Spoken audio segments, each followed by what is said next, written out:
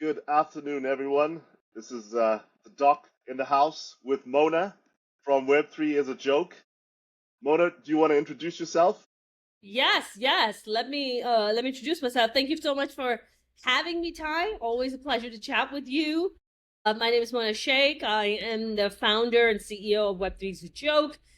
We produce premium comedy roasts of Web3, crypto, and AI around the world with 16 sold out global events under our belt. And I'm very excited to be here and discuss how we met in our journey. So I'm super excited about it. Yeah, so I we were talking earlier and we were trying to figure out how exactly we met, and I think we met through the Web3 TO group on Telegram, Yes, I think so too. You're right? You were absolutely part of right. that group? Yeah, yes. I think it's either Telegram or WhatsApp. It's one of the gajillion apps that we Yeah. use every day. Have you ever thought about how many apps you use in a And single the day? Yeah. that's one of my issues right now. I just have too many apps. I keep on uninstalling apps on my phone to free up memory. So many apps, But yeah, but no, we used way too many apps. And this is where JP comes in because, we're building the super app for Africa. yes. That's a good question. Yeah. I think what you So, guys are building, yeah, it's incredible. But yeah, let's get into it. yeah, so you reached out to me. You were doing a project you were doing a stand-up event in London at the Web3 conference, Zebu Live. Yes, that's correct. Yeah, Yeah.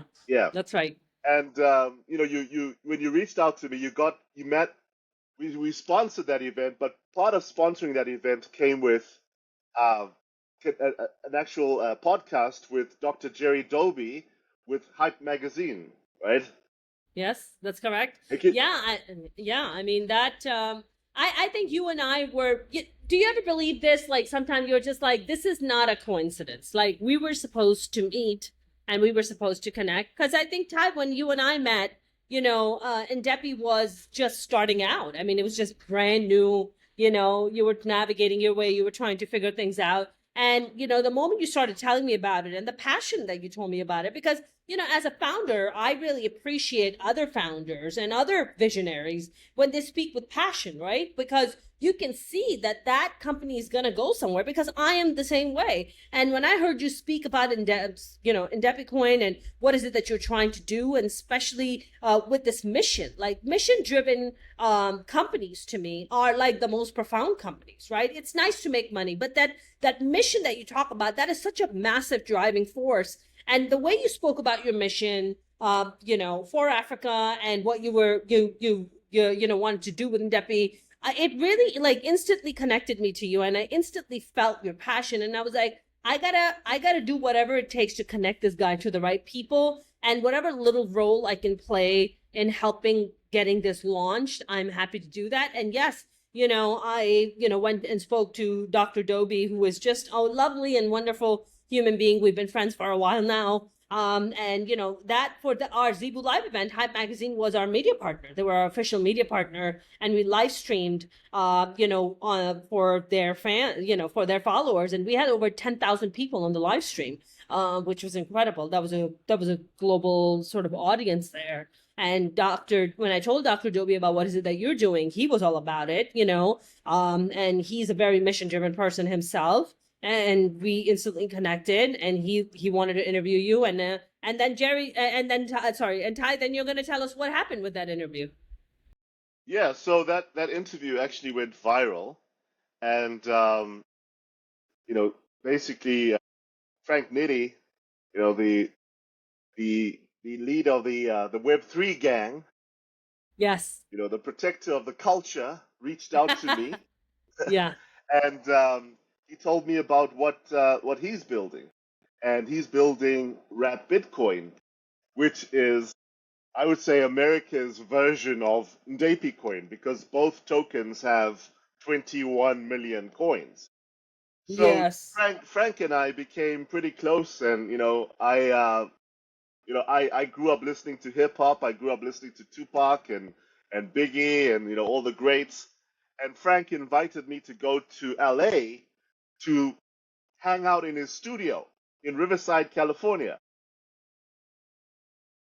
Incredible.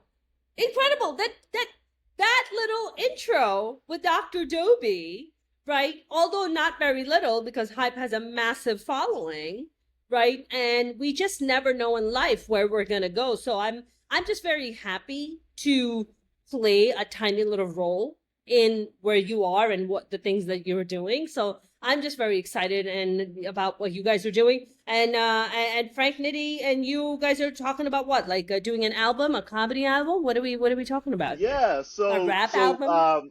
so I end up flying to LA in December, and I meet Frank at his studio in Riverside, and I'm just blown away because I'm walking around this legend's studio, and he's got pictures of Snoop on the wall, he's got pictures of Incredible. Dre, of Tupac, and he's got that Machiavelli album where Tupac mentions him, and Frank was a co-producer on the album, and Wow. we invite Sasha Pieters, she's a South African uh, actress that acted in Pretty Little Liars, so she's part of the group, and we ended up making a song, and it was just an incredible. You mentioned that the fact that we met and how we met, it wasn't a coincidence, right? The fact Yes. that we having this conversation right now, Yes. this is a movement, right? This is Yes. a movement, and it's a movement that it's about time that this movement has come.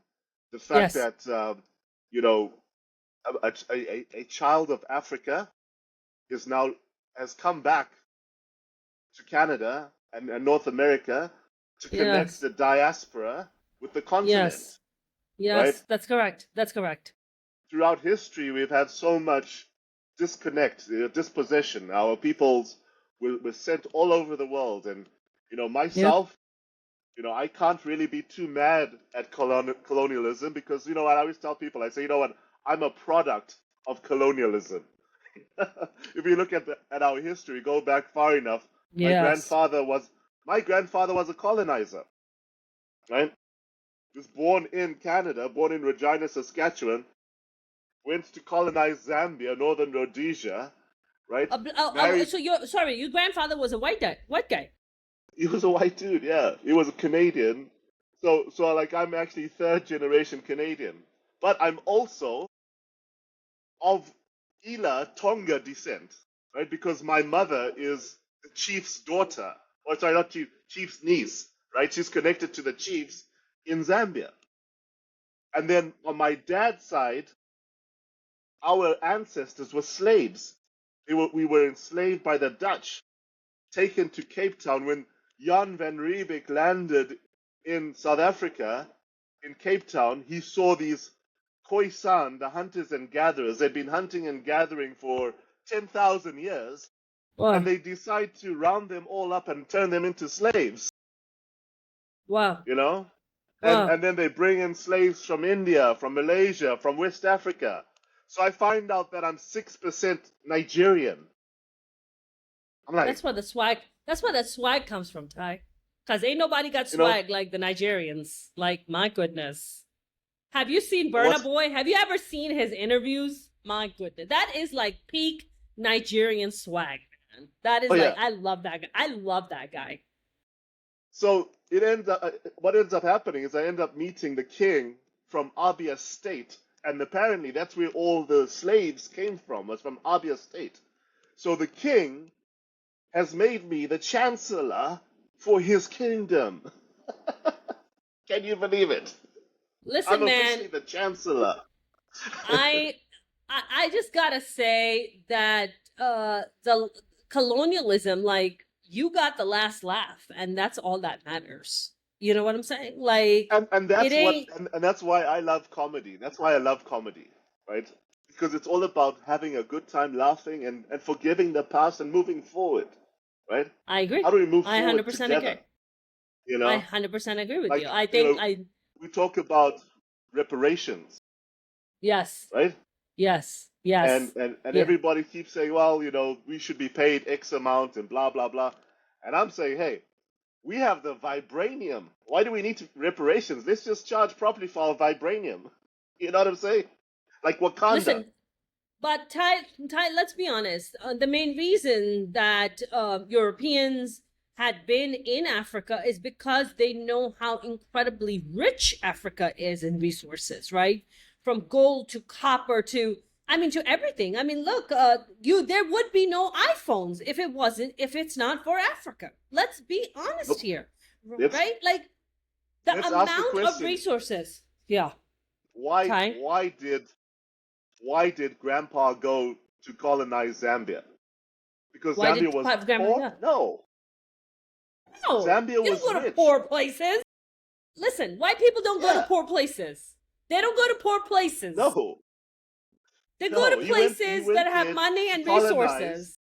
Yes. He went there to colonize, and he made so much money that the same chief's niece, my mother, the princess, the new princess that was born, he sent her to school with royalty in England. My mother went to school with royalty.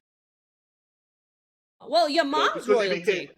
Yeah, but your mom's also Zambian royalty, you know? She's Zambian royalty, but what I'm saying is he made so much money in Zambia that he educated his daughter at one of the wealthiest schools in England. Right. But Ty, that's the thing, right? I mean, look, I think it goes back to exactly what I was saying about that mission-driven thing, right?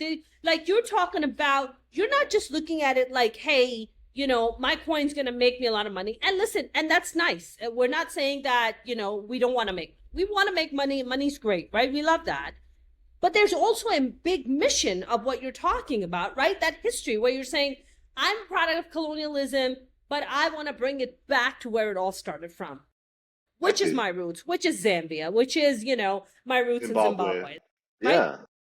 That's the most important thing. South Africa too.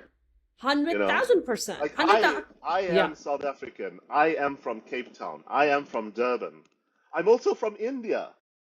Believe it or not, my one grandfather, we have the shipping manifest where they brought him from Tamil Nadu on the ship and took him to Durban, South Africa.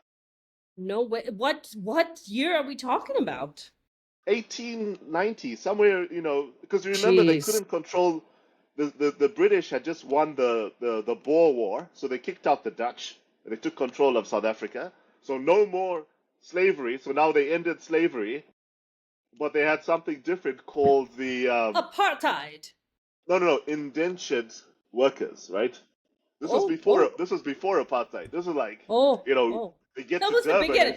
That was the prequel to apartheid. Well, yeah, that was the prequel because it was like, okay, no more slavery because now, you know, slavery is bad, right? So we've banned slavery, right? Around the 1890s, right?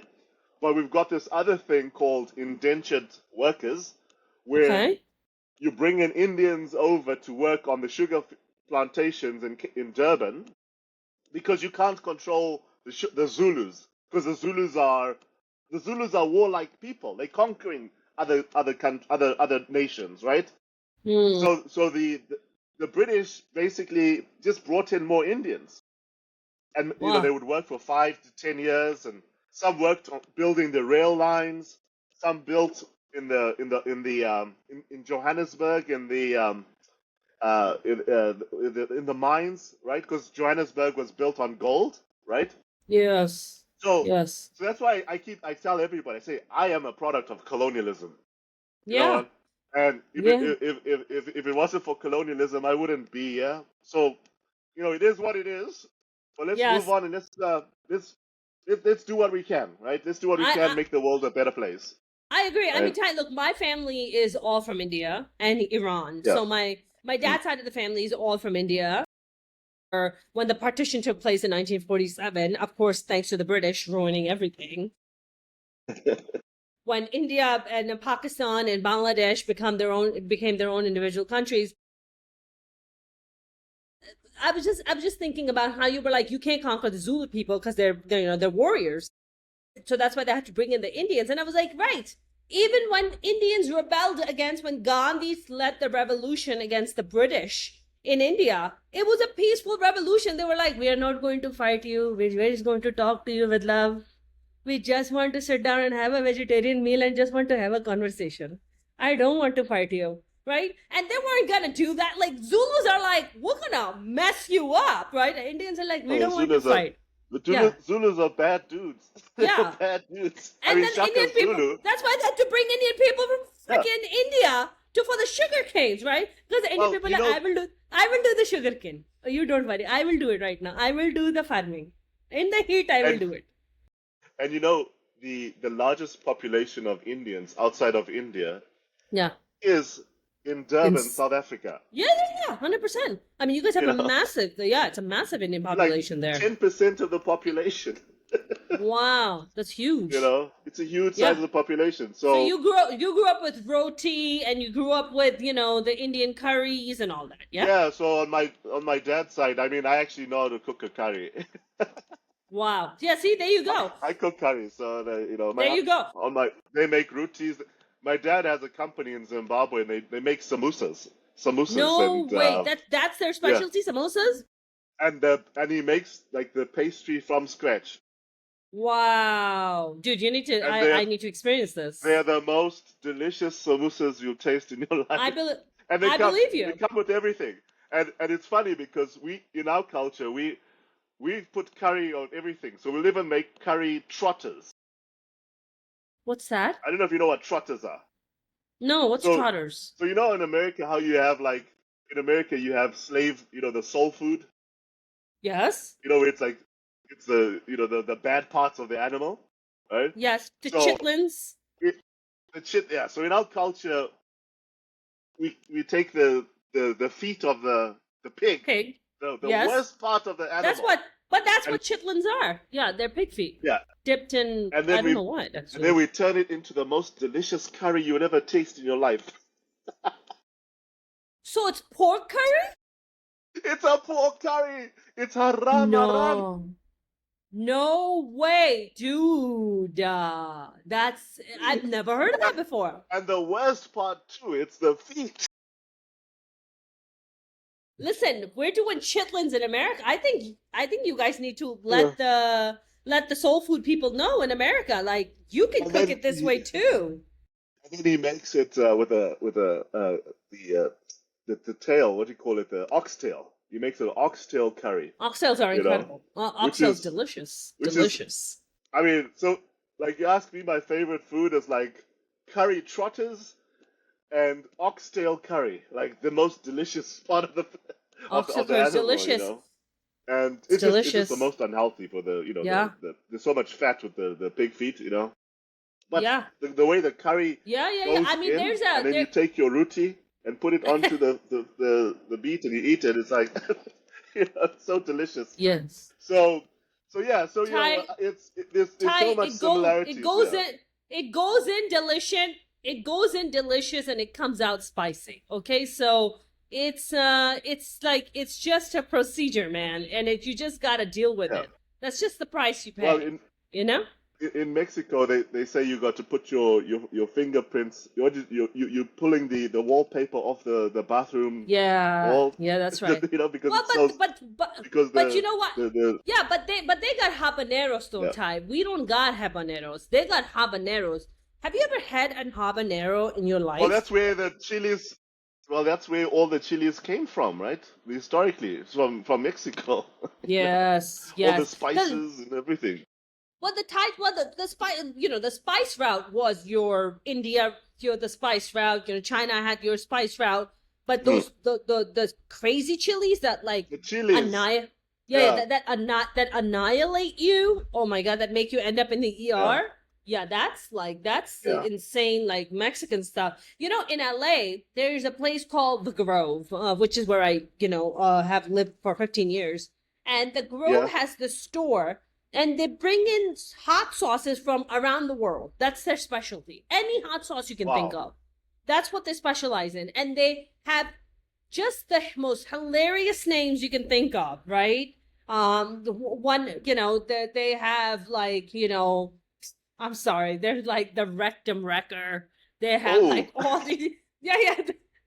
And then they have these ratings for the spices, for the hot sauces. Where they're like, this one is mild, like the one is called death, like you just eat like you're gonna die because it's so Yeah. hot. That's like a place to really go and be like, oh wow, like you really get to know where the hot sauce stuff comes from. Because I think in like India and Pakistan, especially in Pakistan, we eat like insane amount of meat and an insane amount of spices, right? But it's not until I moved to the US and had Mexican habanero that was like a whole different level. I was like, oh, we don't have this. Stuff. Yeah. No, mix Yeah. the It's a I stay rectum. away It's from a that. rectum record, It's too Ty. much. It's a rectum record. That's why That's what it is. that's why they say you're gonna scratch the wallpaper off the wall when you're taking when you go to the bathroom. Yeah. Yeah, exactly. So you know You're what? I gonna die. loved LA. I had such a good time in LA. Oh, I'm glad. I really really liked it. I stayed with my cousin, and her husband's from LA. And Okay. I told him, I said, hey, I wanna do an LA thing. Can we go to Compton? I want to go see Ah. Compton. Because Did you go? I Did you go? so no, he looked at me and he's like, man, he says, I don't even go to Compton. he says, You he don't go says, to Compton. You don't go to downtown LA, like the Skid Row yeah, area. You don't go to that. yeah. Like that's not that's No, like so the he says crazy to part me, of LA.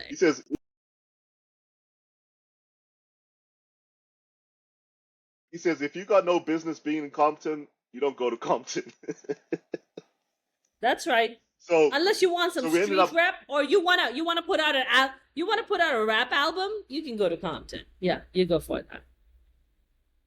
Type yeah. So to then get he some says, street I'll cred. take you to Roscoe's. So we ended up going to Roscoe's, you know.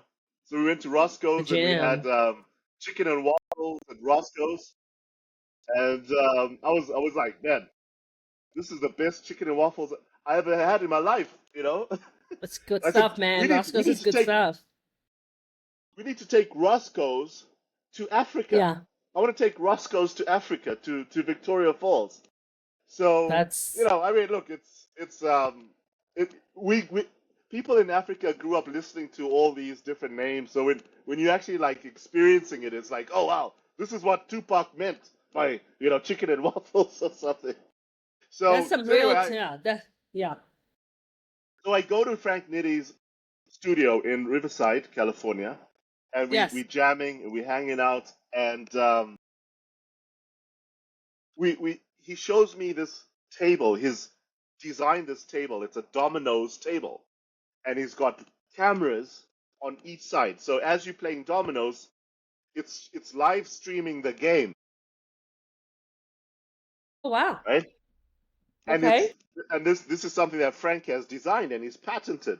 And he starts telling me how we're gonna do like a dominoes podcast, and we're gonna do like games, and he's telling me all this vision, and he's also got like his own vision on Web3 and which direction the culture should go, and we don't need any more culture vultures extracting from us. So Frank and I are sort of like vibing on the same level, and Yes. so I'm like, man. So I pull out this Afro dollar. I got this Afro silver coin minted, and I hand it to Frank Nitty, and I tell him, I say, Frank, from today forward, this Afro gold dollar, this silver dollar, is going to be called the Nitty piece. And I put it onto his chain. He's wearing this big, thick gold chain, and I take a picture of him with the Nitty piece, Yeah. right? So, and we're like, we're gonna start selling this Nitty piece because that's how we're gonna keep the wealth for us. How we're actually going to own something and be happy. Yes. Because the current Yes. system that is out there, this idea that we should own nothing and be happy is, I mean, that's That's slavery, right? I mean, are we not that's going what back that to the slave days? listen, Ty, the truth of the matter is that World Economic Forum people, every year when they meet, they come up with more and more ways of for us to own less and less things and for us to be less and less in control of our lives. And Mm-hmm. I think that's something that you and I had talked about. Why you and I are passionate about blockchain and the DeFi world is to be able to have that control, right? Because Exactly. the DeFi, if really is a defiance, if you really think about it, to the current traditional financial system that only serves the most privileged, right? People like yourself, people like me, and many people like us in the lower, the middle class, right? Who want to be able to break through, who want to be able to, own and have possession of things, are now going to be put in a place. But the kind of laws that are being passed, whether it's the United States or anywhere else, I think Dubai has done a pretty fantastic job. I think UAE has done a pretty good job with their blockchain laws and stuff like that, with DeFi laws. But what they want us to do is to not be educated. They don't want us to own anything, and DeFi just kind of breaks through all of it. And I think that's why you and I have been so passionate about it. I mean, I come from more of a comedic and an artistic world where, as comedians, we have no unions. We have zero protections, right? You go and do shows, people can just not pay you, and then you try to take them to court. Like, you're a comic that's trying to make a living. Being a comic is a very, very tough job. It's a very tough hustle, right? It's a very tough hustle. Same as music, right? Music doesn't have any union either. There are no unions to protect artists. And artists too. And how about painters?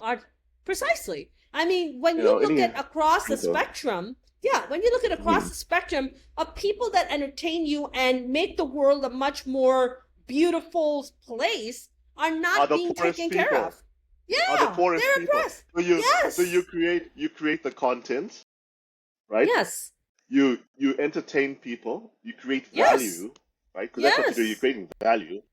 100%. But then everyone else gets to enjoy except you. So all the executives that sit up top, right? They're the gatekeepers.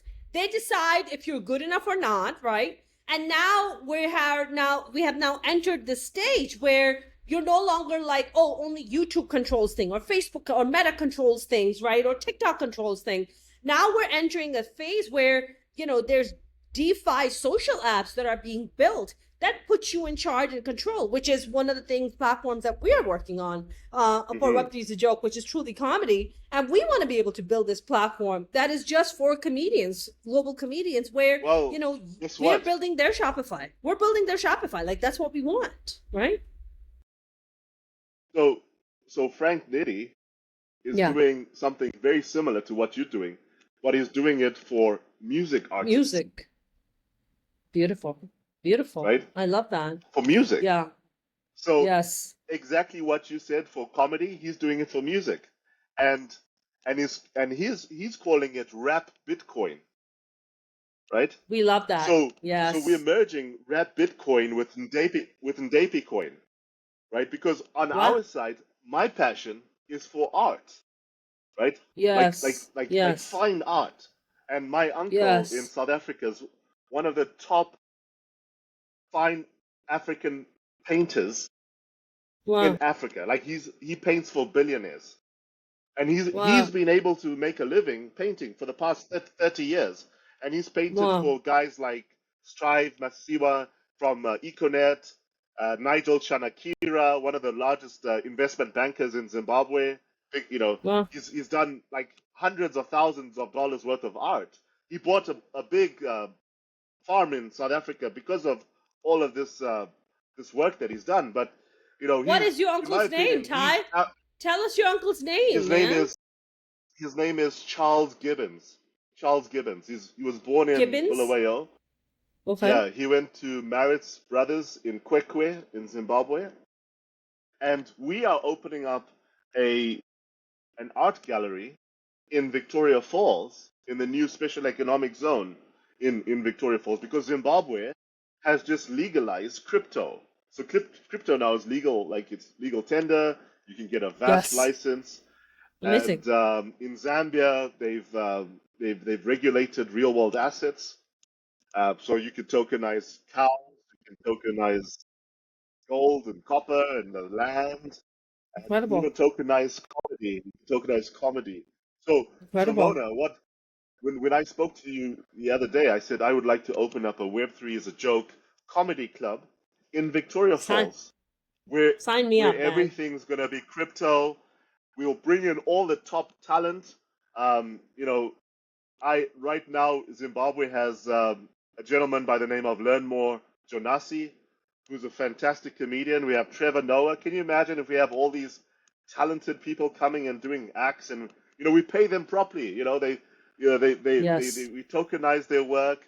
Frank Nitty spoke about co-creating this Coming to Africa album where we're going to Yes. have all the musical greats like all the people from the NWA group. You mentioned someone from the NWA. What is his name? OG Arabian Prince. OG Arabian Prince. So imagine, and he's pretty close with Frank. So we have all these guys on the album combined Yes. with Yes. comedic geniuses, and my uncle Charles Gibbon, he's actually started doing a painting because he walked. I've been telling him about Dr. Kenneth Kaunda was the first president of Zambia. We Yeah. have the rights from his family to use his likeness to generate income for the school, for Munali Old Boys School in Lusaka, where all the presidents, the Zambian presidents and businessmen went to. So, so my uncle Charles actually walked with Dr. Kenneth Kaunda on Well, his farm, his brother's farm in South Africa, and they spent 15 minutes discussing just the two of them, the two greats talking about Africa and the future of Africa. So what he's doing is returning that into a documentary where he's going back to that same location where he walked with the president. He's going to take a video and we're going to document the whole process. And what do we call that? That's proof of work, right? So yes, when you look at Bitcoin, Bitcoin has proof of work. You use the that's sun's right. energy or use energy to calculate the hash, and it's like there's so much money. Someone made $300,000 the other day from finding the proof, and I think to myself, why is it so easy to generate value from something so wasteful? We're wasting energy, right? We're doing all these calculations, wasting energy. What if we could take music? What if we could take art? What if we could take comedy and use that as the proof of work? Because now when we're going into this AI world where AI is going to control everything and we don't have a say, you talk about the large corporations owning everything, the open AIs and Anthropics, they've literally raped us because been taking they've been taking our content, scanning our content, and just taking that information for free, right? And even though, look, I love AI, but I think there's limits. I think we have to start putting humans first, and that's why I like Anthropic because anthro is man, right? And it's about man first, right? We need to think about how AI can benefit man first before corporations and billionaires, right? Let's how to, because at the end of the day, if we're not here, who's going to buy the products?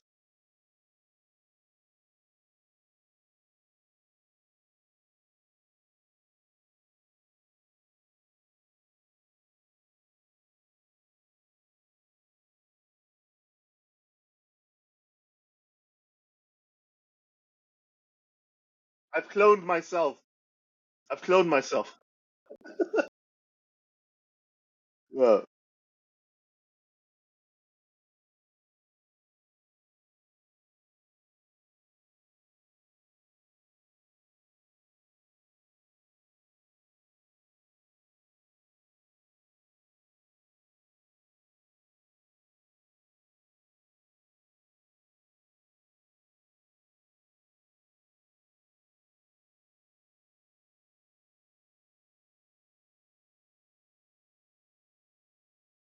Jeffrey Hinton.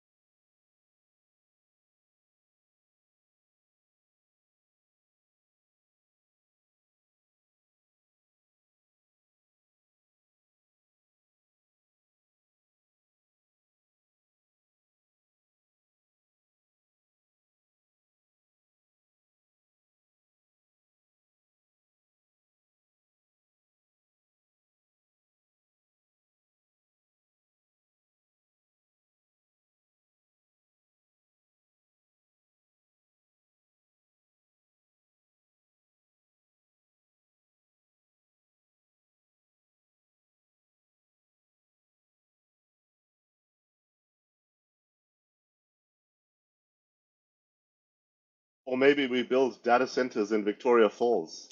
I don't know.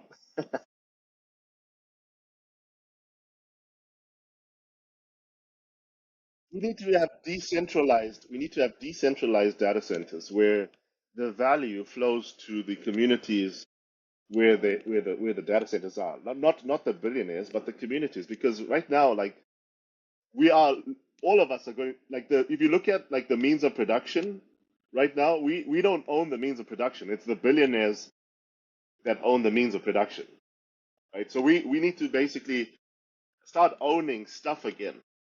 We need to own gold. Yeah,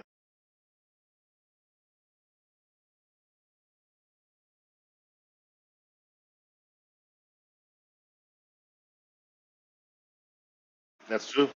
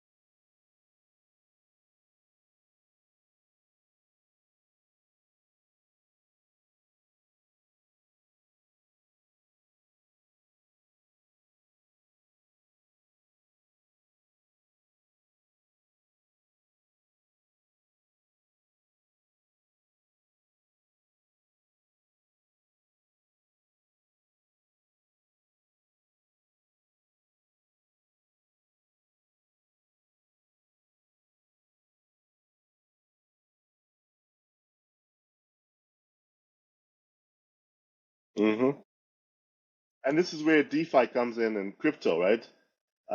I think being giving people the ability to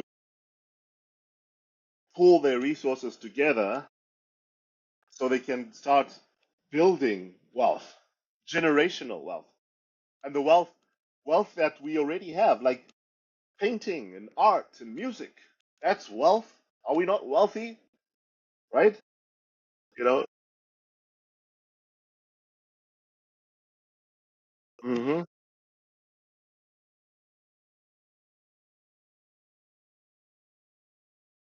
hmm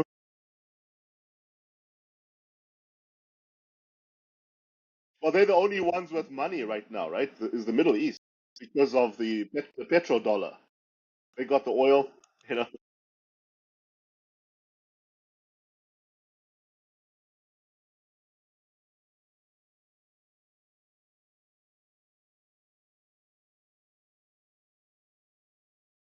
hmm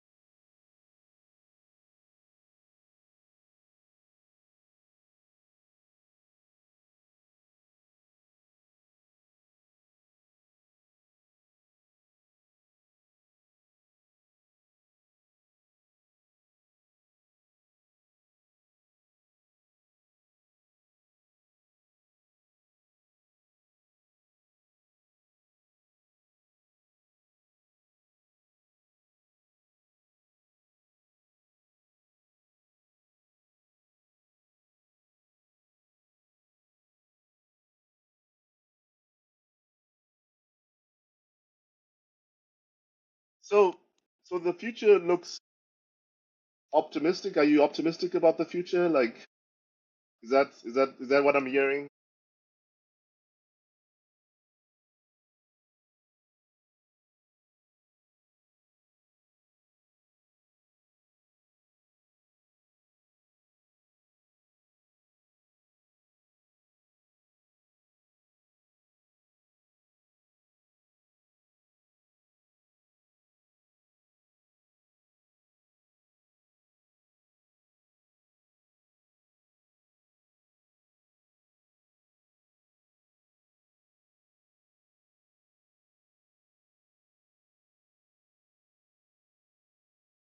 And you can make people laugh.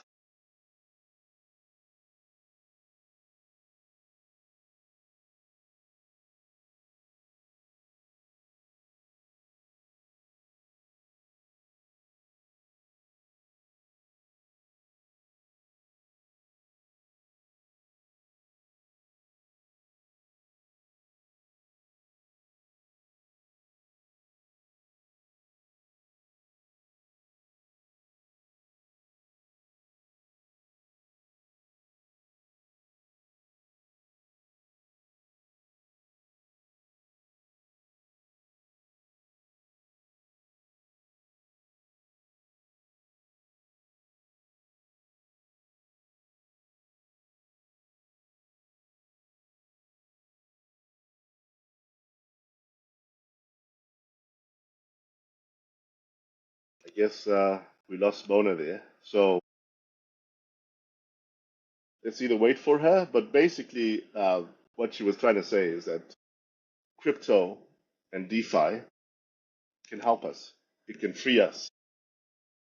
And Dapicoin, together with Wrap Bitcoin, is going to free the artists, the musicians, painters, comedians, together with the miners. We're going to wrap everything within this platform. We're going to be doing the opening at the blockchain futurist blockchain conference in Toronto. Yeah, Sorry, sorry, I we lost lost. you there, Mona. Yeah, Yeah, I did. Right at that pivotal moment, my computer was like, deuces, goodbye. yeah. So yeah, basically, it's great that we have this technology. I've always said that you know I believe that Satoshi is a time traveler. I believe he came from the future to free humanity because blockchain has that capability. Yes, If you really look and see how powerful blockchain is, and yes, if it's designed with the right instruments, financial instruments, yes. we can free society. Because if you look at why did I start this movement from the beginning? I was trying to provide liquidity for my uncle in the village.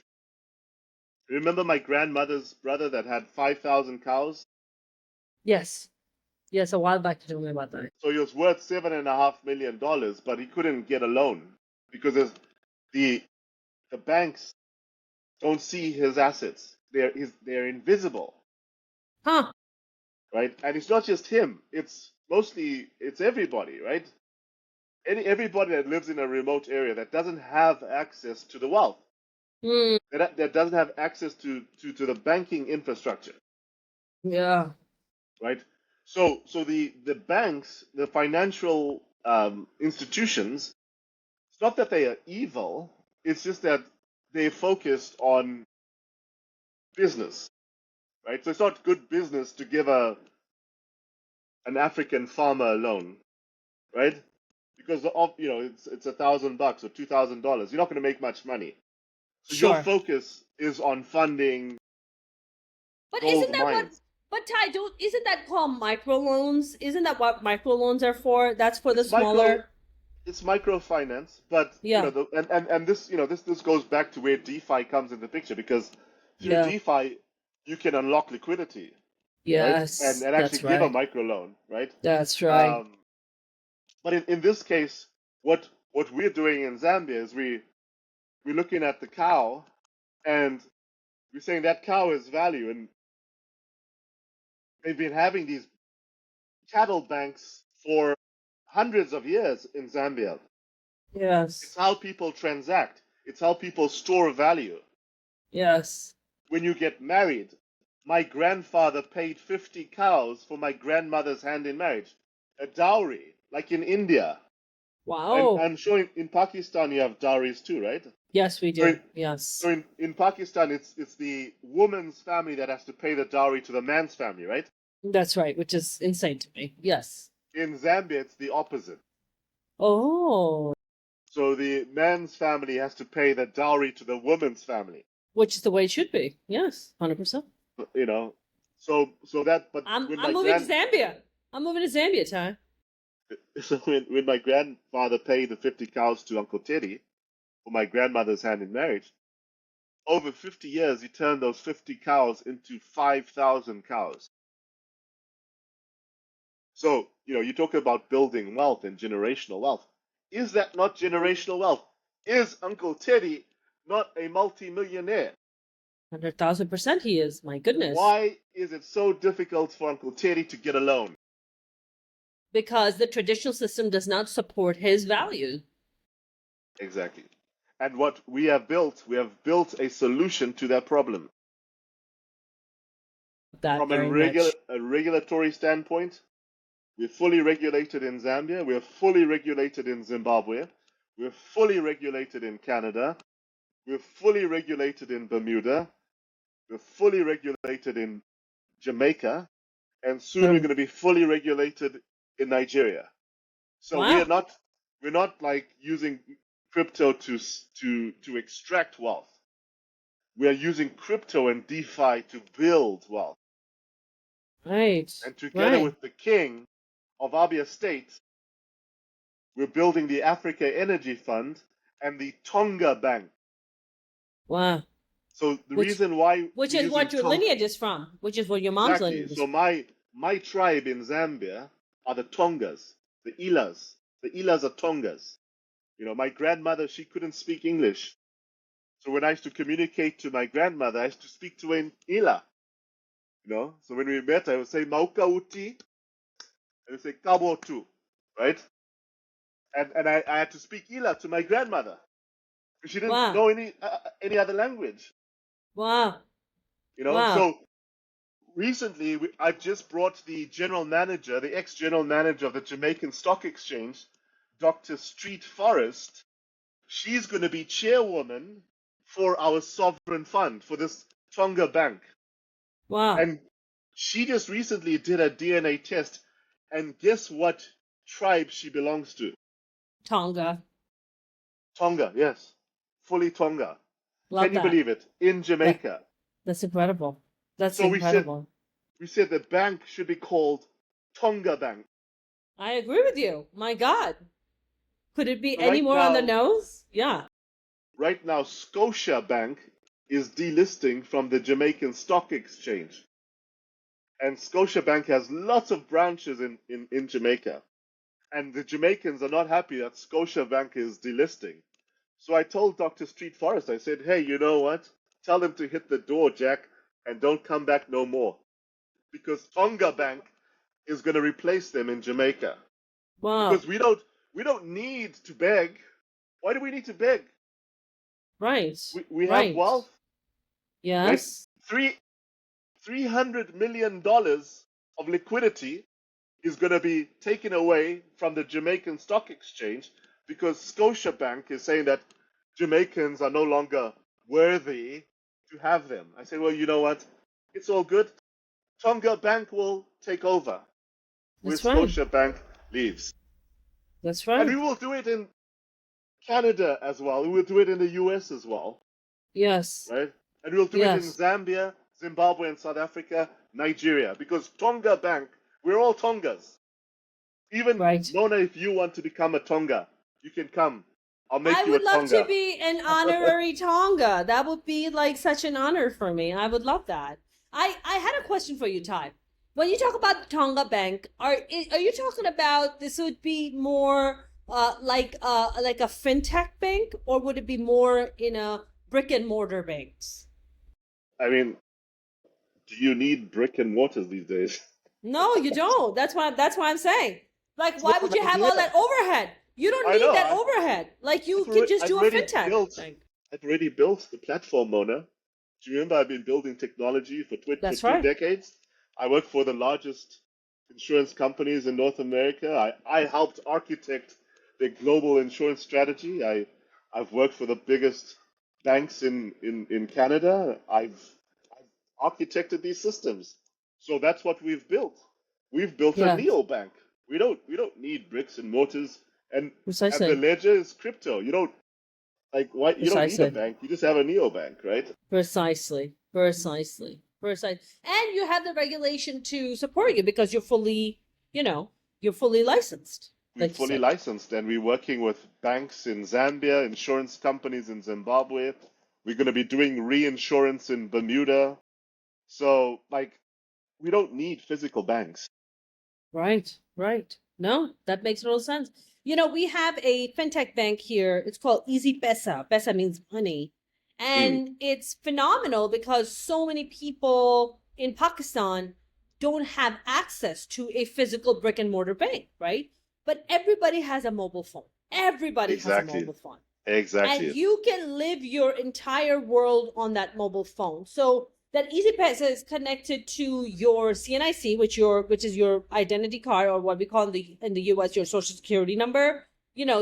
And everything is connected through there. And you can pay your bills, you can get loans, you can, have the money sitting there, you can get deposits, you can invoice people. Like they have endless amount of apps that are connected to this fintech bank. And, when I look at something like that, that gives me really a lot of hope, because Pakistan has, I believe, if I'm not mistaken, is fourth in the world right now in crypto adoption. Like we are moving at a very, very fast pace. Where India is completely ignoring crypto and not, and has been very anti-crypto, which I don't understand from the Modi government, which I really do wish that they, pay a little bit more attention to that. Pakistan, on the other hand, has been building these incredible guardrails by an organization called Pavera. And Pavera has done a phenomenal job where, in 2018, they banned crypto in Pakistan, where you could not purchase any crypto directly from your bank. And now you can. Now, like, they've opened and created these tracks where there's these proper guidelines where, you're no longer going to go to jail because, you want to buy some Bitcoin. And I think it just really opens a world up because, I'm in Pakistan right now and I see the average person, right? And I see the devaluation of the currency of the fiat, right? The Pakistani rupee, the Pakistani fiat. And I say to myself, the rich and the wealthy, they have access to resources and education where they know about crypto. But what about the average person, right? What about that guy, in a village, right? That is keeping his little stash of money at home, right? Because he doesn't have a brick and mortar bank to go and deposit that at. Or you can take that money and deposit it in your Easy Pesa fintech, but it's not accruing any interest for you. But then you come and take a look at, what Pavera is doing, and to be able to be like, okay, well, if my monthly salary is like 50,000 rupees, right? And I want to allocate 5,000 rupees a month towards my, my Bitcoin account or whatever stable coin I'm looking to buy. Now you're talking about, an investment that's going to accrue interest for you. And it's not just sitting at home and it's, and it's inflationary. Right? It's not, you're not losing value on your rupee. So I think that's what excites me the most when I see these people that are so poor. Like today, I had to go to court for some stuff. And I was looking at this guy. He had no shoes. He couldn't afford shoes, Ty. Very poor man. And I looked at something like that and I was like, look at this man. How is he and his family ever supposed to come out this sort of abject poverty where he's at right now? How? How does he come out of that? Because the government is the government, right? They are deeply corrupt and they steal all this money. And, there's all this documentary that just came out on BBC, about how much money has been taken out by our politicians from the country. So then the average person is absolutely getting crushed. But then here comes DeFi and what we're talking about, and it's a game changer, Oh, for sure. DeFi is going to change the world. And, I think you look at people like the gentleman that you spoke of. I mean, I have relatives like that. I have relatives that are extremely poor, right? And I remember what it was like growing up. Growing up, we never had wealth. We started out poor. Maybe, we had shoes, but we took public transportation and we lived in a small place. And, fortunately for my mother, my mother's very intelligent and she built her life up with my father. My father he was a trader, he used to buy all types of stuff. He was into gold, he was into cars. He used to, my dad's like one of those guys, he's done multiple careers and he's always pivoted. He does construction now.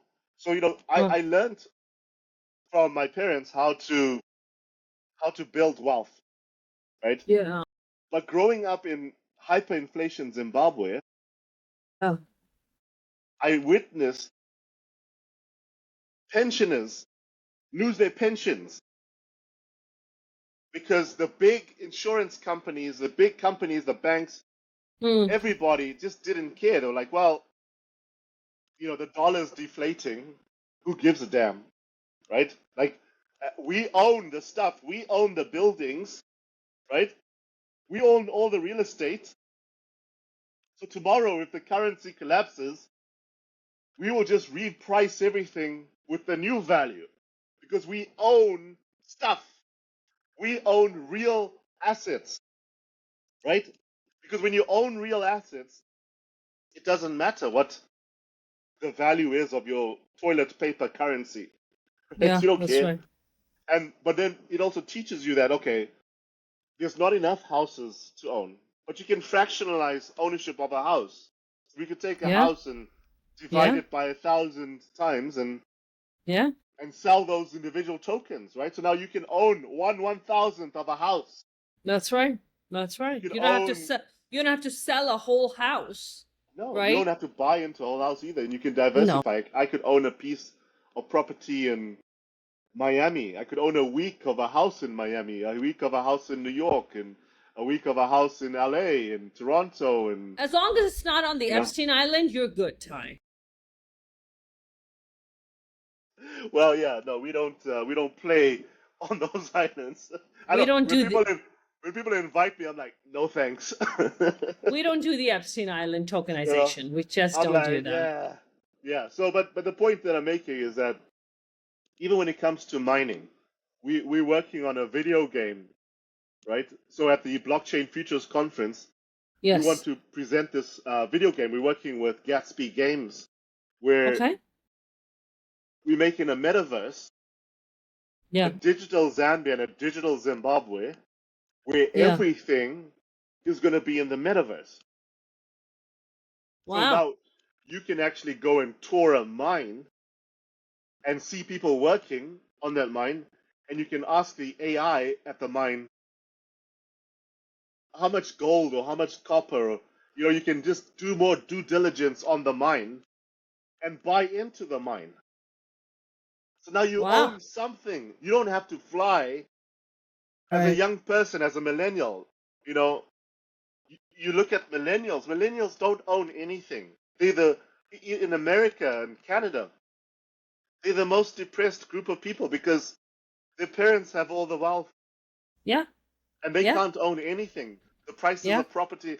And I spent 2 decades in America, so I've seen a lot of my friends. I've seen how screwed they are. They're not Yep. having families because why would you want to bring in a child into That's right. this type of life? It's tough. I look at my own sons Yeah. and I think to myself, what future do they have? Like they're not going to own anything. They're just going to continue getting up every day, going to work, and Yeah. you can do everything right. You can go get a degree. You can be the top Yes. of your class, And even right? You that's can all be the being best. replaced by AI. But Ty, that's all being replaced by AI too now. It It's doesn't going to be matter. replaced by AI, and Well, Ty, you know, you know who the new millionaires are now. It's the plumbers, it's the electricians, it's the people doing that physical labor. Until they come up with robots that are incredibly equipped and incredibly, skilled at doing that and being precise, like humans have to do those jobs. And hmm those are the people that are going to be, because they have a skill. And it's interesting, Ty. I see that here too, right? In Pakistan, we have, you see little kids at work, right? So especially in the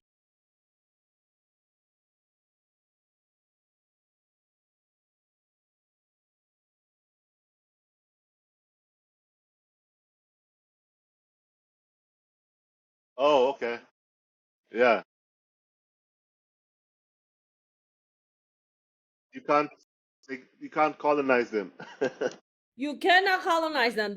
You cannot control them. They are incredibly, incredibly determined people. And one of the biggest things that I see here, especially in my neighborhood, is that the Pashtuns are very united with each other. So they support the hell out of each other. And they own so much property that will blow your mind. But one of the key things they do is they take their sons from a very young age and they bring them into the business. So even if the kid, as long as they learn basic writing and math, as long as they've learned that basic stuff, they don't think in terms of like, I got to send my son to college and I got to send my son to university to become a doctor. And maybe some do. But what I have seen from where I'm at here, they teach them skill. They teach them how to be an electrician, how to be a plumber, how to do business, how to sell things. Like these are very tangible skills that you will never go hungry with. You'll No, never go hungry. You will always have food on the you'll be table. safe. You'll be safe with AI. 100%. So all those like, Yeah. when we are like, oh my God, what about the engineering degrees and all that? Well, that's that's all being challenged now with AI, like vibe coding or like AI coding everything for you. Okay, so then where does that leave the engineers, right? So I think And it's there's a difficult. massive shift. Yeah, it's a It's massive difficult shift, man. It's a because my massive son, shift. my youngest son, so my two Yeah. older boys have graduated with computer science degrees Oh, from Laurier. congrats. Okay, And amazing. my 17-year-old, he's questioning. He's like, is university even valuable? Precisely. You Precisely. know, Precisely. and he's I don't give him pocket money, so he makes money hustling. He does Facebook Marketplace, and he's like the Xbox king in Ontario. He's got all the Xboxes, Wow. so that's Wow. his thing. That's a great skill set. Great And I skill. told him, I said, you know what? I said, what you're learning here, no university can teach you. That's right. That's You right. know, and No, and it compounds. No MBA degree can get you that. No, I said there's so many people they don't know how to hustle. They go get degrees, but they've never hustled a day in their life. They don't know how to make money from nothing. I'm like, That's I'm right. like, you are creating value from nothing. That's So I right. said to him, I said, how did you get started? Did I give you money to start? He said, no. So I said, so how did you get started? He said, well, I sold my Xbox, and then I used that money to keep buying more Xboxes. You know how many Xboxes he's got now? No, how much? How He's many? got 5 Xboxes, Wow. and sometimes he sells them the same day. So Wow. he's always challenging me. He's like, Dad, how He's the much X. money? I mean, is he the Xbox king? I hope he labels himself as that. Yeah. So no, he tells me. He says, yeah. He says, I got all the Xboxes. If you need an Xbox, you can come to me. That's I was incredible. like, so I was like, I need to learn something from you, son, because you're Yeah. making. I mean, he makes about $500 a week. Like that's how much turnover he does. Like he's moving product. That's a solid hustle right there, Ty. That's solid. And I think he might outdo your two older sons, man. I'm sorry. no, and he's always making fun of them. He's like, hey, they don't have money. Because my older son, well, my older son's working for a pension fund in Toronto, Yeah. but my middle son, he just graduated and he's doing a co-op with me, but he can't find a job because tech jobs are hard to get, right? And but he's like, yeah, why doesn't he learn to do Facebook Marketplace? Like he's like, yeah, I'm making money, he can make money too, you 100%. know? And that's not a bad idea as a side hustle until he It's a great gets what he needs hustle. to do. Yeah. I'm like, but 100,000%. I'm like, you can use this to do real estate later on. Like, you can use this as a stepping stone because it's the same principles. It's like, okay, you That's take a right. house and you buy something that needs some work, you fix it up, and then you sell it, Right. make a profit. And That's I said it's right. the same principle. So no, I think it's important to teach these skills because even the Patels Yes. do that. The Patels from India, Oh, right? the motel business dominated by Yeah. them. If you look at Dominated. even in Africa, from Cape Town all the way to Nairobi, Yeah. who who's in charge of business? It's the Patels. There's even a joke in Zimbabwe. You say, why can't a Patel play soccer? Why? Because at every corner he wants to open up a store. Listen, I mean, I don't know if you know this, but Yeah. Patels dominate the motel business in the Mm-hmm. US. So I know they're that. like, yeah, they dominate the motel business. I They mean, were some of my South, biggest customers. yeah, I used I to sell believe you. product to all the hotels in I Texas. bet. Oh, you mean insurance? No, I used to sell shade structures. So we used to sell shade Oh, structures you put oh, over the wow. over the pool area, and I used to sell to all the Motel Sixes, all from San Antonio all the way to Dallas. I had that whole I-35 down. They're my biggest customers. I believe So you. I believe yeah, you. Well, we have been going for a solid hour because We time have flies been. when you're We having have fun. been, yeah. Time flies when you're having fun, my friend. I know, but can you tell us a joke? Like, tell us a joke. I told you a joke. Maybe you could tell us a joke. Wasn't haven't I been telling jokes, man? You've been I laughing. know, but I've I'm been like, telling jokes. tell us a joke. Tell us a joke from Pakistan. Like, what Tell you jokes a do they joke tell? from Pakistan. I Yeah. don't want to tell a joke from Pakistan. I don't want to get shot. So I don't want to do Is that that. is that is that the joke? That is a joke. That is the joke. Okay. That is a joke. Oh, okay. I'll tell you what happens here, right? So one of the key things that I've noticed since I've been here, wherever I go, the first thing they ask me is my husband's name. It's like a thing, right? Okay. They're Okay. like, I go to the hospital, right? So, okay. So the second time I came to Pakistan after like 30 years being in the US, I got violently ill, like violently, right? Food poisoning. Yeah, food poisoning, like Yeah, because severe. you're not used to all that stuff that they put in.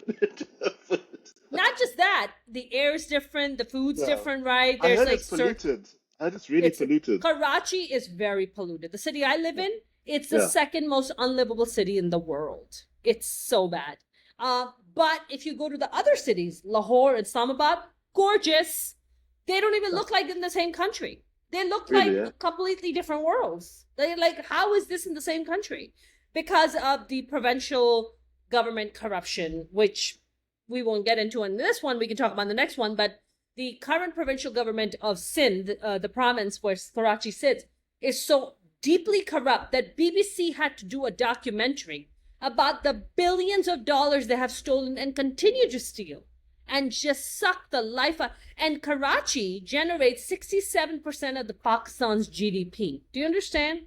We have so much money in Karachi, it will blow your mind. All the businesses here, all the businesses. Even if you live in Islamabad, in Lahore, like if you go to the north of Pakistan, the KPK area, or the Pakhtunkhwa area, which is where a lot of the Pashtun people are, it is like you cannot tell if it's Switzerland or it's Pakistan. Really? You cannot tell them apart. Yeah. There's an In area terms called of Scar. mountains or Everything. Mountains, the lakes, the greenery, the snow-capped mountain. You would think that you cannot tell apart if they're Switzerland or you cannot tell apart if it's Pakistan. That's how unbelievably stunning they are. I mean, Pakistan is just so unbelievably blessed with resources. I cannot tell you, but we have a very big deep problem, which is the corruption with corruption. the corruption. I mean, it's like woven in our DNA. And It's just this is where blockchain could solve that, right? 100. Listen, 80% of the cases in court, which is what I go for, because we have a couple of our properties that have been, not couple, we have a little bit more of our properties that have been illegally taken over, because real estate is not regulated here. So 80% of the problems that you see in court are real estate problems. One of our properties, for instance, I'll tell you, is a very expensive property. It's in prime real estate. What they did in 2018 is that they went and paid off the sub-registrar's office in different areas where our original documentation was as us owners, and they paid off the sub-registrars to stamp our documentation as if it has been canceled and replace it with the fake documentation with somebody else's ownership. Do you understand? We are now in a lawsuit with not only the society where our property is, but with also 6 other sub-registrars that are part of this corruption chain. Do you understand? That's how deep this shit is. So we desperately need blockchain in Pakistan. We desperately need it in India. In South Asia, illegal property takeover is a massive problem. Well, even in Massive Africa, problem. in Yeah. Nigeria, it's a big problem. I think Massive problem. in Zimbabwe, they're digitizing everything now. Thank God. Thank God. They're I putting mean, everything onto Zimbabwe blockchain, just yeah. sounds very, very ahead of the curve on everything. Zimbabwe, we got it going on. We got Yeah. it going on. Do you guys have, and I'm sorry, please pardon my ignorance on that, you guys don't have this sort of problem like trash lying around, like basic infrastructure is solid in Zimbabwe. Yeah? Zimbabwe is a developed country. Precisely. Precisely. That way. We Precisely. we we you know we at one point we had the highest standard of living in the world. What happened, Ty? Well, there's a lot of things that happened, but the point is, what is happening now is that the government is making the right moves because See? if you can Leadership. Leadership, leadership, man. because if you can digitize everything and you put Yeah. everything on blockchain Yeah. and there's there's it's an immutable record, it cannot be changed or altered. So you don't Precisely. have to worry about it. You don't even need courts. Why would you even need a court at that point? Because Precisely. you have you have it on the blockchain. So the blockchain What are says you this is breaking there, yours. Ty? What did you just slap someone right now? What happened? Did you just what No, did you do, man? it was a little thing that fell. Yeah. I was like, So damn, Ty. yeah. So the point is that you have to build the right foundation.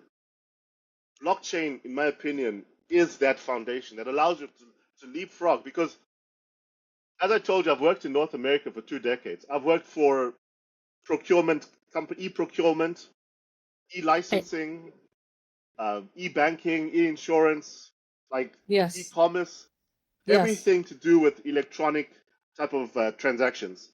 Mm, And even though it's not blockchain based, it provides that immutability that is needed to prevent corruption. If right. you can add blockchain to procurement, you've solved corruption. Yeah. That If and you that's why they're fighting it very hard here, They're Ty. fighting it hard, but the countries that adopt it first, like El Salvador, will Brilliant. benefit first. Like look at El Salvador. I Brilliant. think El Salvador is going to be the next Switzerland, right? Yeah, 100,000%. I Bukele think done a Bukele has done a fantastic job. Fantastic job. phenomenal.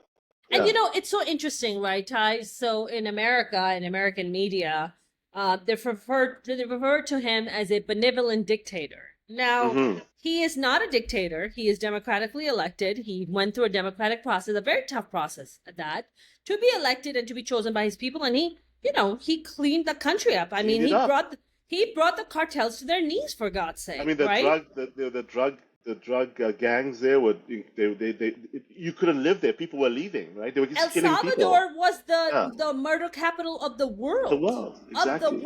It Of went the from that to being what, one of the safest countries safe, in South America. super safe, super safe. Stupid, And they incredible. building high speed rail. I mean, the places. I was like, man, I got to go check out El Salvador, Me too. because Me I too. went to Prospera in Rotan Island, just off the coast of Honduras, which is Yeah. it's a fully crypto island, and they actually advised El Salvador on how to structure their crypto regulatory landscape, right? Wow. Wow. So at Prosper, I actually had dinner with Vitalik. I mentioned that to you the other day. Yes. Um, Yes. yeah, he went to University of Waterloo in the city where I live. I live in Waterloo, so Yeah. so we have Ethereum coming out of Waterloo, and now Ndapi coin that's going to come out of Waterloo.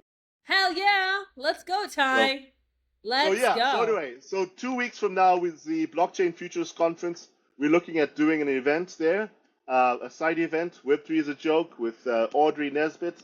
Hopefully, we can make something happen and tell some jokes. Worst case scenario, maybe I will go and do the jokes. I don't know. I've always wanted to do stand-up comedy. So if you're You can lucky, do it, Ty. I might tell a few jokes. It might just be Audrey and I at Web3 is a joke, and I'll be telling It's jokes. It's very possible. Ty, you know Yeah. that we at Web3 is a joke don't do stand up. We do a little bit stand up in the beginning, but we are Hmm. strictly a comedy roast company. Like our Oh, objective is to roast the absolute crap out of the industry, and we don't roast it as outsiders, we roast it as insiders, right? So that's what we okay. So specialize it's in. stand-up. It's not stand-up comedy, but you get comics like Russell Peters and who's the other lady? Whitney Yeah. Cummings. Yeah. So let's talk about it, right? So Yeah. we have our most premium event coming up. I think I had mentioned top of this podcast that we have done 16 sold out events. Zebu Live is where you and I connected and you guys sponsored us, which was amazing. And then, and so we also did Consensus Hong Kong. We did ETH Denver. So Consensus Hong Kong, funny enough, we sold that event out a month in advance. We had over 2,000 registrations for a 250-seater room. Okay. With zero marketing dollars. So that just tells you the signal of where the market is and what kind of need it is. So for Token 2049, we're doing our most premium event on October 6th. We are right now finalizing a contract with Russell Peters, potentially as the roast master. We are also in talks with Whitney Cummings, and there's a couple of other very cool celebrities that we're in chat with. The lineup is getting pretty stacked, and I'm very excited about it. So this is a roast. Just to kind of clarify again, we don't do what people just get up and do stand up. This is a comedy roast. This is very much curated, very much in the Comedy Central style of a roast of Justin Bieber or roast of Snoop Dogg. When you go and watch those, it's very much in that same style. You're roasting Web3. And crypto and AI. Yes. Okay. So this is going to be the roast of crypto and AI because AI is such a massive part of the conversation this year. We originally were just going to AI. Yes. Oh yeah. So we're doing the roast of crypto and AI. Yeah. Yeah. I wonder if we could get the AI to roast AI. So we're working on that. I mean, in the future, I would love to do that. It will be comics versus AI, and we would love to do a roast of how that's going to play out. So I think it would be pretty fantastic. But yeah, that's what we got going on right now. So basically, you're going to have Russell Peters there, and Whitney Cummings. Yes, in talks and like finalizing contracts. Yes. Okay. So how does one get involved? Can you sponsor the event? You're looking for sponsors right now? Okay. Yes, we are looking for sponsors right now. We are looking to lock down our main co-sponsor. I know you guys, we're having conversations with you guys coming on board as one of the sponsors, but locking down one of our main co-sponsors is the biggest thing because we have, the way Web3 as a joke sits is that we sit in the middle of Web2 and Web3. This is the first time we're bringing Hollywood to Token 2049. Hollywood has never been to Token 2049 in this capacity before. So, our objective with Web3 as a joke is to really set the bar for Web3 entertainment. So right now it's a lot of crazy cringe shit that I'm like really tired of, like nerds trying to be funny when they've never been funny. I'm like, bro, just go back to talking nerdy shit. Like you're not funny. Like let the professionals do the job. So that's where we want to bring in all these stellar comics that also, there's a lot of comics who are very tech inclined. They want to be a part of it. So that's where that marriage is. So for this upcoming event, we have a whole Hollywood PR that goes out to all the trade papers, your Hollywood Reporter and your Variety and your Deadline, and your TradFi. And then we have the Web3 PR, which is all your big guys. So we just actually are confirming our contract right now with Market Across, who has come on board as a partner with us also. And Market Across and Chainwire have a massive following and a massive subscribership. So we just partnered with them. So I'm very excited about this. And yeah, we're looking for sponsors. If you guys are interested in coming in partnering with us, you can email me, you can DM me, you can just go on Web3 as a joke website and you can contact us there. There's a form you can fill out, and then I'll reach back out to you. So yeah, that's what we're doing. Okay, great. So yeah, no, that sounds fantastic. Hopefully I'll have my cash by next week and I can be the sponsor, the main guy, the main man. Make it rain, John, make it rain. Let's go. But in the meantime, we're looking to do this event in Toronto at the Blockchain Futures Conference. Yes. And that can be a fund. We call it a fundraising campaign for Singapore for Token 2049. Yes, potentially. Yes. We need to. We don't have a lot of days to talk about this, so we offline we're going to talk some more and see what we can do. Exactly. I know it's late for you. Yes. But it was fantastic as always. And, Same here. Same here, Tony. Get your properties sorted out. Shit. Working on it, man. It's Listen, third world problems, I third say. world problems it is, man. I mean, you talk about, facing thugs. Like one night they all showed up at our property and they were, there's like 30 guys. There's 30 men on one side and there's me standing by myself on one side with the cops. Right? That's just the reality of what I'm facing. And I go and sit down at the police station and they're trying to accuse me of things, and I have my attorney on the call, and it's like a scene from a movie, man. It's crazy stuff. Sounds like a documentary that needs to be made, Mona. Yeah, I mean, listen, I'd love to make a documentary as soon as I survive it and not get God forbid maimed or shot in the meantime. So it's, and it's, you have to understand these people threaten your life, right? This is not like, oh, it's going to be fine. It's like, listen, I am their enemy at this point. They were trying to steal this from my elderly mother who cannot go and fight in court. And then I stepped in with my very high powered attorney, and now I am the target, right? So, I have to constantly be very careful with my security. I can't just go out, saunter around. I go out for work and I come right back home. Like there's a security protocol I have to put in place. I cannot have a pattern of going out every day. I have to like zigzag my way so they don't figure out what my patterns are, so they don't put people behind me on my tail. So there's just a lot. To Victoria Falls, because that's the new. You need to sell up and come and buy up in Victoria Falls. First I gotta take possession back in order to be able to sell up, and then that's where I'm at right now, Ty. But it's God is great. Since I've been here for the past 7 months, we've already taken possession of 2 of our properties back. So wow. Yeah, so I've been incredibly hard at work. I slept 4 hours because I was on a call till 2 a.m. with my attorney, and then we had to get up and go to court and sit in court for 3 hours. It's been it's a lot. It's a lot to deal with, but nonetheless, I mean, look, this is my parents' legacy to us. I am not just gonna sit on the sidelines and let some criminals come and take possession of my parents' legacy and act helpless when I am not, right? I am educated enough. Yes. Okay. Are they in the States? Yes. Yes, they are. Okay. We're all in the States. Yeah. So you're doing this all on your own? So it's, let's just say that I have 4 brothers, but I'm the one with the biggest balls. So we'll just leave it at that. Yeah. You go get them. You wanted a joke, you got a joke, Ty. There you go. I got the joke. You made me laugh.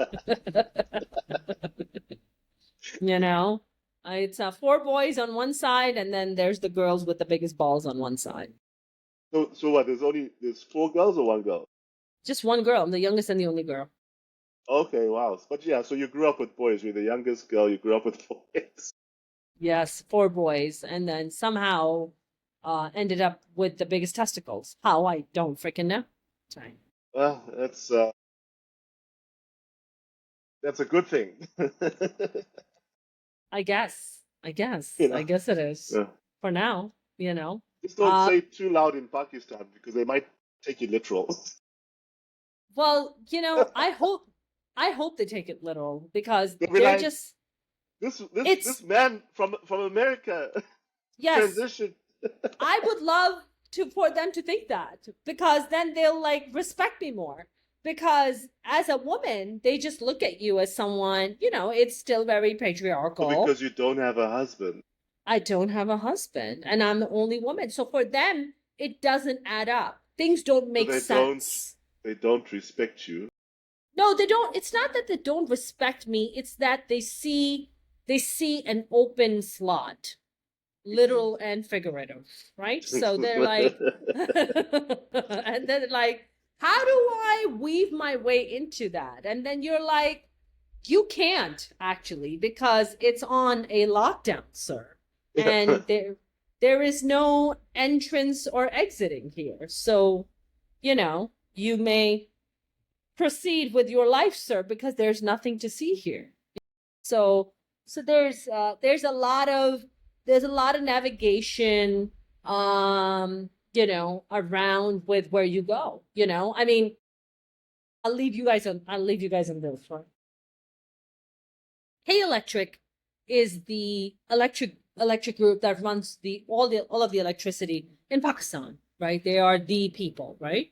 I don't know what you have in Canada, but like we have Southern California, right? Electric, and Well, that's Hydro, Ontario yeah, Hydro. I don't know. Hydro. Okay, there you go. So K Electric, when I got here, they sent us this massive bill. Now my mom had not been living in the place that we're living at, so I don't understand how you can send me such a big bill when nobody's using electricity. So I took the bill and I went down to their office, which isn't very far from here. I went there, and the guy behind the counter had like this sort of like sly smirk on his face. So I knew right away that he's gonna flirt. Like I knew right away.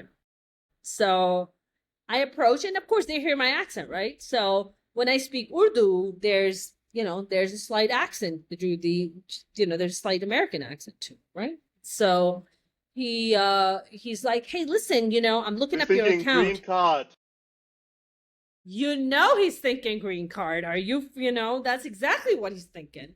So he's like, oh, I don't see a phone number for you on your account here. So I very naively gave him my Pakistani phone number. Like, yeah, that's my account. Like, add my number, right? So he doesn't help resolve my issue. And then I'm like, all right, man, whatever. I'll like figure it out later. And because I had to go.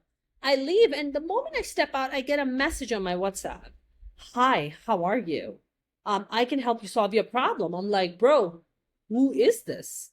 And he's like, oh, you just came to K Electric, and I just wanted to let you know you must have had coffee before you came because your coffee breath smelled really good.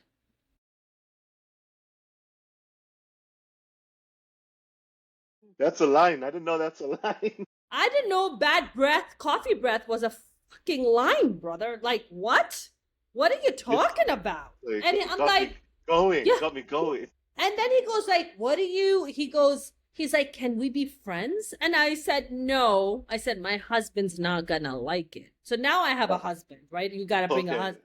You gotta bring an imaginary husband. People are more scared of an imaginary husband here than an actual whole woman standing in front of them. Oh, because because that they can lead, like you can get stoned, right? Like if you take someone's wife. It's not so much about the stoning. That's probably more Afghanistan than it is Pakistan. Pakistan's a lot more advanced than that. Okay, but, sorry. Yeah, it's not that there's no stoning happening here. Stoned. This is the kind of stoning we're doing. But you know, this is the kind of stoning we're doing. All right. But no, it's very much is like another. If I hit on a man's wife, that dude's gonna come and beat the shit out of me. So there's that fear of like, maybe her husband is like this big powerful guy who's gonna like make me lose my job or whatever that fear is, right? Yeah. So that's when they should sort of fear you as a woman, right? If you say you have a husband. As a husband, he's like, well, we can be friends. You don't have to tell your husband. Long story short, he just kept flirting with me. Flirting and flirting and flirting. I end up going to a New Year's party at one of my friends' house. They're very well established. They're, producers, and she's a very high-end TV producer. He is, he owns one of the largest advertising agencies in Pakistan. And we were hanging out at their house. And in walks one of their friends, and they introduced me to it. And they were like, she's the CEO of K Electric. I'm like, are you kidding me? They're like, no, she's like the CEO of K Electric. I'm like, can I talk to you for a second? And I tell her about what happened. And I said, look at these messages. This guy keeps harassing me. And the craziest part is he knows where I live. So, because my address is there. So now it's a security threat, right? I don't know if he's going to start obsessing. I don't know if he's going to start showing up to my house. I don't know what he's going to start trying to do to me. I don't know, right? I don't know this guy from Adam. So the bottom line is what I'm trying to get at is like this kind of behavior is very prevalent here. So unless you have a man or at least an imaginary man you can throw, you're very like vulnerable as a woman. You have to sort of throw this imaginary husband at people like, oh, my husband Ali, or like we're in a rickshaw, right? And we feel like the rickshaw guy is like trying to get a little like whatever. So immediately I pretend like I'm on the phone with my husband and my husband knows where I'm at, right? It's shit like that that as a woman you have to do to protect yourself. Wow. Ty, these are not things, it's exhausting. Like these are things as a man you would never have to think about, right? Well, I'm sure there's other things that men have to do in Pakistan that, you know, it's really hard. It's really hard being a poor man. It's really hard really hard being a man who makes an honest living in Pakistan. It is a very hard life. If you do illegal shit, oh, you good. Oh, you golden. Oh, you gonna have a great time. But if you're a good person, like who fucking, yeah, good luck, sir. Like it's gonna be hard. You gotta be a gangster in Pakistan. You gotta be a gangster, man. I mean, listen, I'm not gonna lie. I walk in like a gangster too when I go to court. You know? Oh, that's because you're part of the Web3 gang. Part of the Web3 gang. You know, I just show up and I just do the web. I do the W. Frank Nitty and Dr. Ty. That's right. Come sort you out. Let's go. So I'm gonna throw some blockchain at you, brother. What? Yeah. I don't. You know, I'm 6'4". I'm pretty big too. You know? I'm bigger than Suge Knight. My goodness, Ty. If you show up, I don't think they'll know what to do with you. I don't think I've met a guy that tall here yet. Yeah, I don't think I've met him. And I'm 240 pounds, so I'm built like a football player. Oh my goodness, Ty, you can mess a few people up over here. So if you need some help, just let me know. You know. Ty, I need help right now. Get on the first plane and I'll bring the muscle. Bring the muscle, man. Just show up. Just be like, listen, this is my bodyguard right here. Don't be messing with me. I'm like, which one of you's took a land? Let's go, K Electric. You want her coffee breath? Let's go. Yes, some coffee breath. How would you like that coffee? Yeah, right? Shoving down friggin' espresso down his throat. Repeatedly like just, oh my goodness. You like coffee? Huh? Here's some coffee. Some coffee from Africa. Right? Oh my goodness. This is some good pure coffee from Kenya. Let's go. You know? So, well, I got listen, I know we keep saying it's late, but it's very late for you. But we're going to do this again. And, absolutely. Good luck. Thank you. Good luck being an OG in Pakistan. Trying. I hope you sort out your situation really quickly because thank you. We got business to do. Listen, business is gonna go. I'm not stopping for this. This doesn't hold me back. I'm still gonna do what I need to do. You know, you can't hold adversity hold you back. Adversity should make you tougher and stronger. It shouldn't hold you back from things you want to do. So that's where I'm at. So actually, we talk about adversity.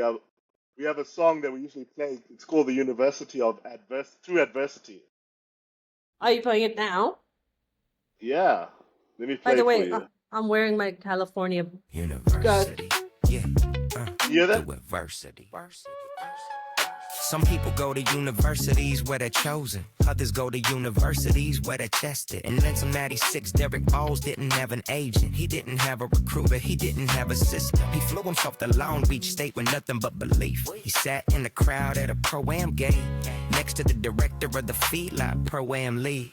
She turned to him and asked one question. Do you want to play against the Lakers? That wasn't an invitation, that was a test. Derek said yes. He guarded Kobe Bryant for 3 quarters. And by the end of that game, everything changed. Soon after, he signed his first professional contract in Taipei, Taiwan. Sometimes the world believes in you somewhere else first. This is university through adversity. The education you get when no one is coming to save you. Welcome to Courage to Lead. That's right. So that's about Derek Bowles. He's one Who of my is this? good. Who's the artist? Oh, that's AI. It's amazing. It sounded like almost like Snoop. They have very Snoop vibes. So there's another song. It's called "I Refuse to Own Nothing." Oh, can we play that? Are you play it now? Let's hear it. Yeah. They told me the future was simple and clean. Everything rented, nothing to keep. Just log in, subscribe, and quietly comply. While the real power sits way up high. They said, don't worry, the system will run. You won't need land, you won't need none. But something inside me started to rise. A fire that wouldn't accept their lies. I wasn't born just to borrow the sky. I'll rent every dream until the day that I die. I refuse to own nothing and be happy. I refuse to live small and stay trapped. I refuse to let the future be leased.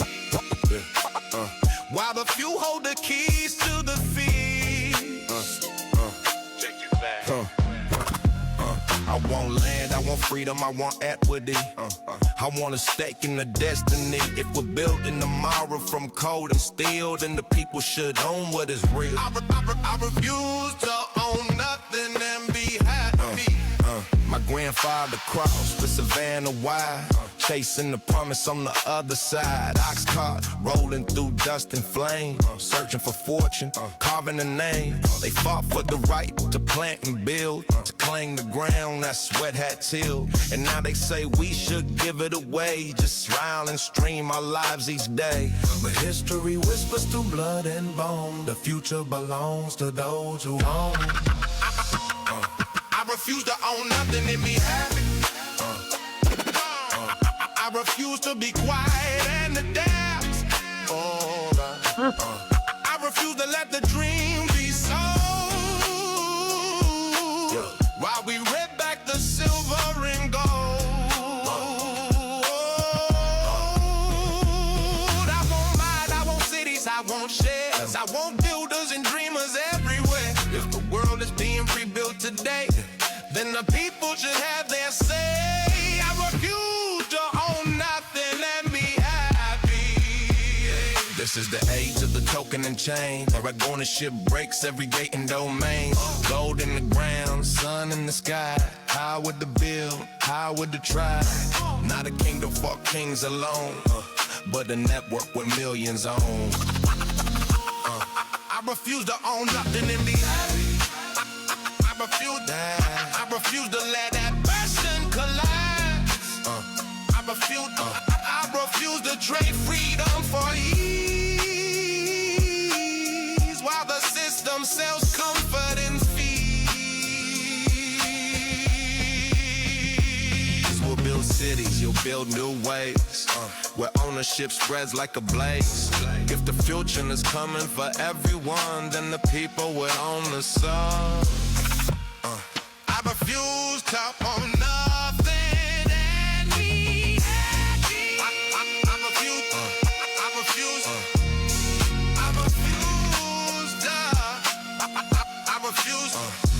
nothing and be happy. That's it. That was really good. And this is Angel. He's one of the 5 kittens I've rescued in the past 7 months that I've been here. You have 5 kittens. Kittens. I have 3 kittens now. 2 I put up for adoption at a really great shelter rescue place, and 3 I've kept. And I'm a pit bull lover. I'm a pit bull owner. My pit bull is in LA right now. And how I become a cat person? No clue. All right, guys. You are a strong woman. Pit bulls. I don't like pit bulls. Why, Ty? I'm scared of them. Did they hurt you? Did they try to bite you? What are you talking about? Oh, dangerous dogs. Like growing up in Zimbabwe, like everyone had dangerous dogs. So I just avoided. You mean like pit bulls, like Rottweilers, like Akitas? I had a Rottweiler grab me by my shorts. Oh. Tore my shorts off of me. I was like, shit. I went to go visit this one of my girlfriends, and her dog, she had like this big Rottweiler. I think that might be the issue there. When you said one of your girlfriends, I think she must have done this on purpose, where she was like, this guy got multiple, so I'm gonna let my Rottweiler teach him a lesson to be like, don't be having no other girlfriends. Well, it was just one at the time, so it was just one. I heard girlfriends. That's what I heard. like, all my exes live in Texas All type of of your thing. exes. All your exes live in Texas. Okay, got it.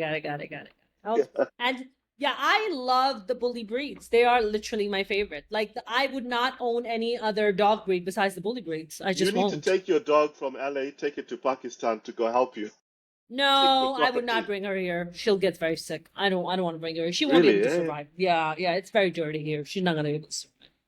Oh, It's very wow. bad. Yeah, she's not gonna be able to survive here. She's gonna go somewhere else. So I'm like working on that right now. But yeah, she's not gonna be able to survive. I don't want her here. And also, it's just gonna cost a lot of money. It's gonna cost me about $8,000 to $9,000 just to bring her out here. Yeah, it's just not worth it. And her health is gonna be affected. Going out for walks is not that easy. There's a lot of street dogs. They're gonna try to attack her, and she's a pit bull. Then she's gonna turn her jaw at them. It's too many X factors that I don't want to be a part of. Like, I went and made friends with all these street dogs. I go and give food to them. I pet them. People look at me like I'm a freaking lunatic, and I don't care. Like, I love dogs. I'm animals. If there's a lot of street animals that just have no homes and they're sick and whatever, they just, so I try to rescue and help as many as I can. That's what I do. That is beautiful. I love dogs too. I have a Yorkie ton. It's a small little Yorkie crossed with Cotton Yeah. Toulier. You have a It's you have a Yorkie time? I can see that. yeah, yeah. She's the cutest dog. She's just so like. And when I walk with her in the park, everyone looks at me funny. They're like, "This big dude walking with this pink leash and this Hey little man, cute dog." they don't know you're inside. Cause inside you're a Yorkie too, Ty. Let's be honest. You're the soft, cuddly, adorable thing inside. And that's what Yeah. reflects in the dog. My pit bull is interesting enough. Like, when I walk with her, people clear out the sidewalks, right? Or the footpaths. They just clear it out. I don't have to worry about, like, weaving my way. People just walk away They, because it's a they pit give you bull. respect. They're like, "Hey, Oh, you go yeah. first." Yeah. I mean, we have like a lot of homeless problem in LA, and when I walk, the homeless cross the street. They do not come near me because I have a pit bull, right? And I think every girl should own a pit bull or a Rottweiler, especially in LA or when you live in big cities like that, because it provides you Hmm. that sort of protection, right? Mm-hmm. And they're just the biggest babies. Just a giant love bug. Just loves other dogs, loves people, loves me, just always wants to cuddle.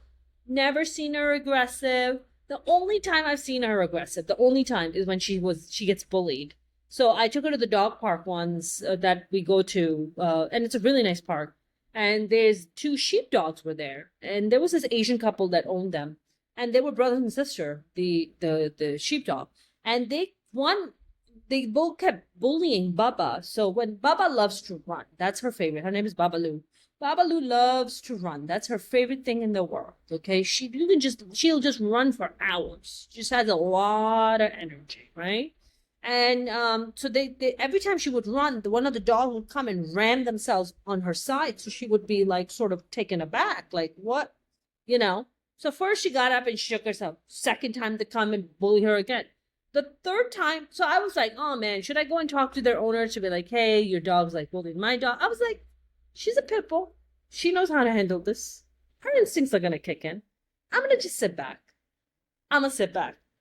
The third time they came, she opened her jaw and she went for their neck.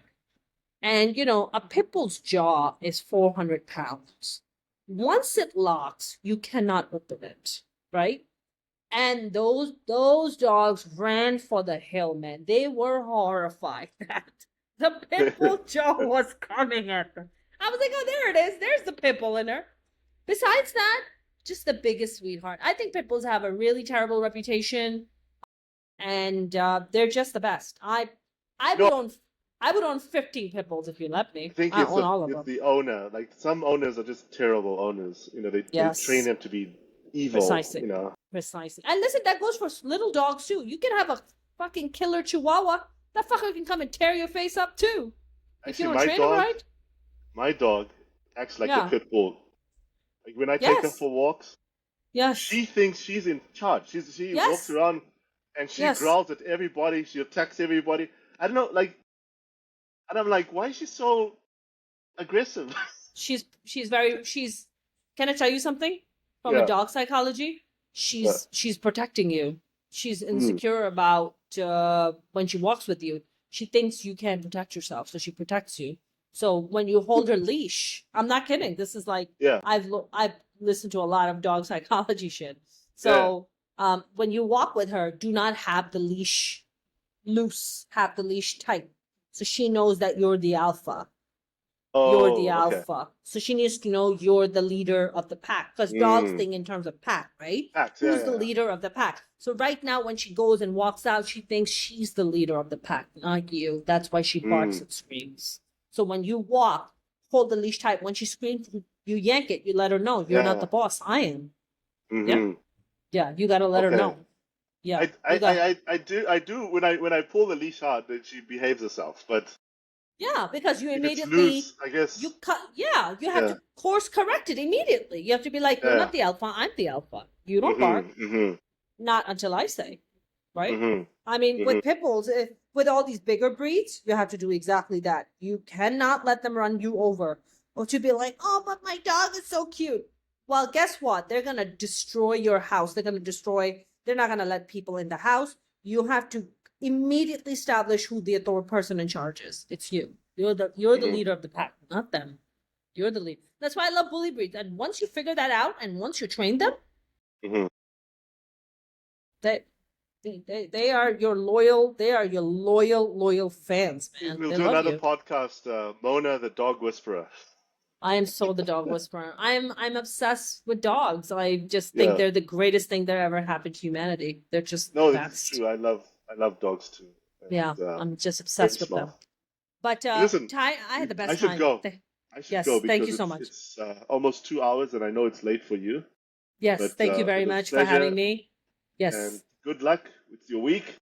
Thank you. And listen, can I just plug that people can check us out at web3isajoke.io, where they can check out our upcoming Token 2049 event with the roast of crypto and AI. They can give us a follow on Instagram at web3isajoke. Same for TikTok, same for Facebook, same for YouTube. So you can go check out all our roasts that we've done. We did the roast of Altcoin Daily, roast of Crypto NDO. Those were completely sold out. We had a best time, and you can check them out on our YouTube channel. Web3isajoke.io. Web3isajoke.io, sir. I had a great time. Thank you so much for All having right, me. take care. Thanks a lot. Thank you.